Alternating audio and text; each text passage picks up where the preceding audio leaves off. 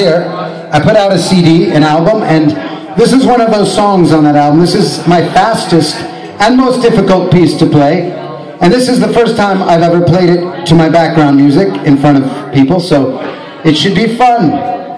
And the story of this song is that I was traveling in Romania this past year, looking for the gypsies, because I wanted to learn the gypsy music.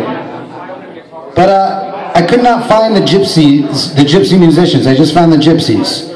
And they said, "You will not find the gypsy music here."